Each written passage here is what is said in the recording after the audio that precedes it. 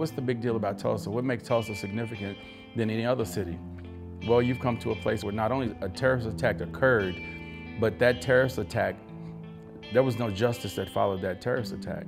And certainly there is not a more clear example of a space where reparations is indeed needed than the Greenwood community here in Tulsa, Oklahoma.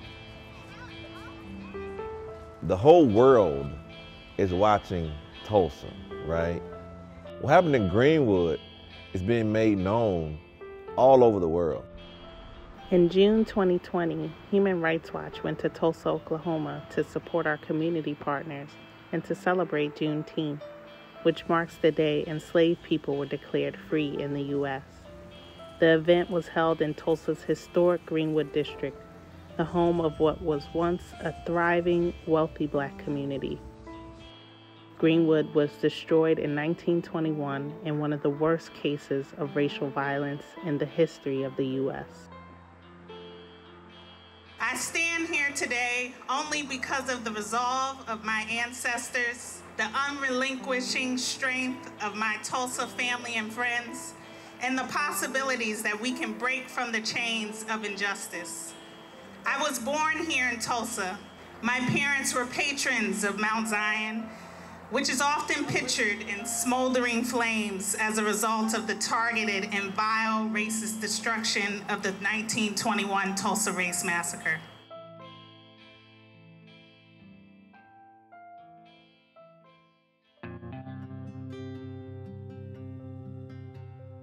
When I hear my family and my predecessors talk about what Greenwood was like, I have to literally close my eyes so that I can imagine it. We're talking about a 4 square mile area where it's like a metropolis. Greenwood was a Black community who had shared principles, shared values, who loved each other, who helped each other, and that's what really kept them thriving. On May 31st, 1921, a white mob invaded Greenwood after a young Black man was falsely accused of assaulting a white woman. The mob attacked Black residents and businesses, burning down the 35 square blocks of the district in under 24 hours, looting and destroying over 1,200 homes, a dozen churches, and over 60 businesses. I guess I might have been 5, I don't know. Very small. I remember men coming to the house, they were white men. I don't know what they called themselves, Ku Klux Klans or what they called themselves, were coming in, destroying the people's homes and burning them down. I heard people screaming and I saw people running and hollering and trying to get out of the way. About 300 people were killed, the vast majority of them Black, and thousands of Black people were left homeless. Property damage claims from the time amount to tens of millions in today's dollars. As a descendant of a survivor from the Tulsa Race Massacre, I see my people who left and fled Tulsa in me. They lost everything. They lost their homes, their dignity, the hope, right? The hope that came with them out of chattel slavery. That hope was destroyed in one night. Because the city called this a riot and blamed the Blacks, African Americans, my people, we couldn't collect on our insurance claims. And we know for a fact that the Black people in Greenwood couldn't get a fair hearing, right? We know that. The people that they were gonna go in front of burnt them down. A state government commission investigating the Tulsa Race Massacre confirmed in a 2001 report that Tulsa officials and the hundreds of white people they deputized participated in the violence by looting, killing, and destroying property. No one was ever prosecuted or punished for these violent crimes. We know that the city of Tulsa and the state of Oklahoma had a conspiracy of silence about what actually happened. I mean, I went to school right on this street, right on Greenwood, and didn't know anything about it until 1997, 1998. And so All the attention that's now coming to Greenwood is something that I've always said, if we say their names enough, the bones will rattle the earth and people will hear it. In the summer of 2020, the city of Tulsa finally began excavations for mass graves from 1921, exploring areas where eyewitnesses say black bodies were buried. Neither the city nor the state has provided reparations in the form of compensation to the survivors and descendants of the massacre, as recommended by the 2001 Commission, or to the broader Black community in Tulsa. We know of 3 remaining survivors who are all over 100 years old, so providing repair is urgent. What are reparations? The root word means to repair. It's very simple. We need to repair the damage that was done not just in 1921, but the continual massacre that has happened ever since that day. Even after the tremendous losses the Black community suffered due to the massacre, government officials committed no public money to help Greenwood rebuild. After the massacre, they rebuilt by 1925, and they did that in the face of white supremacy, Jane and Jim Crow, and in the face of the very people who bombed and looted and destroyed and murdered blocks of a community. At its height, the Greenwood district was 35 square blocks. In the 30s, parts of Greenwood were redlined, meaning agencies designated it as high risk for lenders. Urban renewal led to the building of highways through the district, displacing Black families. Then authorities built OSU Tulsa and One Oak Field, a minor league baseball stadium, in the historic district of Greenwood. Today, gentrification is now encroaching on Greenwood, leaving just a small triangular area south of the highway. Yet neither the survivors and descendants of the Tulsa massacre nor the broader Black community in Tulsa got a meaningful share of the wealth. Urban removal. The government calls it urban renewal. I call it urban removal. Came through this community like they did in so many other Black communities and literally destroyed Greenwood. Each time, they were denied an opportunity to create some generational wealth.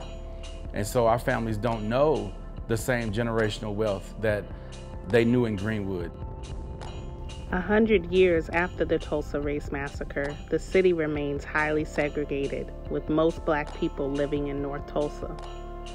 In 2019, Human Rights Watch analyzed data around policing, poverty, and racial inequality in the city. We found that Black Tulsans are twice as likely to be unemployed, and the Black poverty rate is 35%. Some neighborhoods that are predominantly Black are subject to more aggressive policing, experiencing police stops at more than 4 times the rate of low-income white neighborhoods and at 20 or more times the rate of wealthy white neighborhoods. And I can't help but reflect back on this very ground that we're standing, what my great-grandmother Rebecca Brown Crutcher went through as she had to flee and fight for that same right to live in the midst of racial terror violence. I can't help but think about that continual trauma that's been passed down my family line. You know, fast forwarding to 2016 with my brother. Mike, I'm gonna hit the recorder. This guy's still walking and following commands. Not for taser, I think. Police officers running when he was innocent, needing help. Got a feeling that's about to happen. That looks like a bad dude, too, to be honest with them. Shots fired!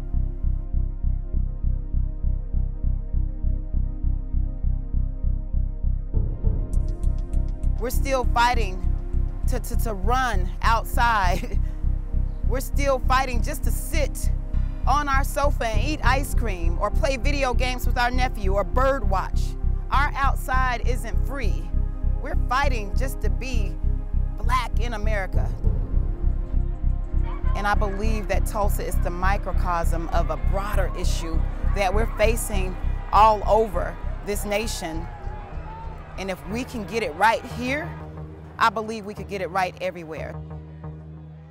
Many cities, states, and institutions across the U.S. are attempting to come to terms with their racist past and present with local forms of reparations. Rosewood, Florida, Evanston, Illinois, and the state of California are just a few places that have taken steps to address the inequalities brought on by systemic anti-Black discrimination.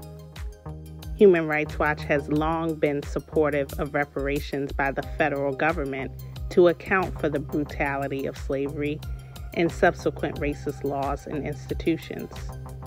In February 2021, I testified in front of U.S. Congress about H.R. 40, a bill that explores a pathway to federal reparations.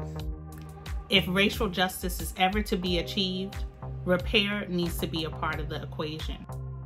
With mounting pressure from the public to address systemic racism, the House Judiciary Committee held a vote on H.R. 40 and approved it. This offers new hope that an opportunity for racial healing will finally happen in the U.S. I don't believe we can have a conversation about moving forward as a country if we don't have a conversation rooted in the truth of what has not been repaired in terms of this country's treatment of and usage of African American labor, of African American minds, and frankly, mostly of African American bodies. Give my people back land. Give my people money that our ancestors built this country, built these corporations off their blood, sweat, tears, agony. Pay them for that. Give us good policies to operate within this system. And I believe that the COVID-19 break, coupled with what happened to George Floyd, opened up an opportunity that we can finally get to the root of all of the disparities, the inequality, and the discrimination, which is anti-Black white supremacy. The very fact that reparations, if they ever did it, will be given, will give a sense of hope and optimism that this country that I've loved for so long finally loves me back.